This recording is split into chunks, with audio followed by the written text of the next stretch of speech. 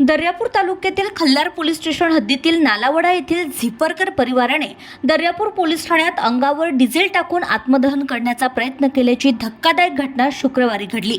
पोलिसांच्या सतर्कतेमुळे मोठा अनर्थ टळलाय। माहितीनुसार झिपरकर परिवाराने काही दिवसांपूर्वी उपविभागीय अधिकाऱ्यांकडे निवेदन देऊन न्याय न मिळाल्यास आत्मदहनाचा इशारा दिला होता। त्यानंतर अचानक झिपरकर परिवारातील सदस्य दर्यापूर पोलीस ठाण्यात दाखल झाले आणि अंगावर डिझेल ओतून स्वतःला पेटवण्याचा त्यांनी प्रयत्न केला।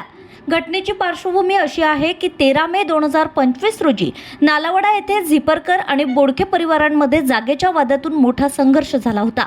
या वादात झिपरकर परिवारातील 85 वर्षीय वृद्धाच्या डोक्यावर वीट लागल्याने त्यांचा मृत्यू झाला होता। या प्रकरणी खल्लार पोलीस ठाण्यात गुन्हा दाखल करण्यात आला असून बोडके परिवारातील 9 आरोपींना अटक करण्यात आली होती। मात्र या प्रकरणात पोलिसांनी गुन्ह्याच्या कलमांमध्ये बदल केल्याचा आरोप झिपरकर परिवाराने केला होता।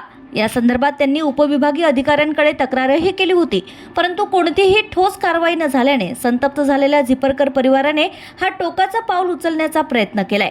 दरम्यान पोलिसांनी तत्परता दाखवत संजय झिपरकर, सारिका संजय झिपरकर आणि त्यांच्या मुलाला ताब्यात घेतलं असून पुढील तपास सुरू आहे।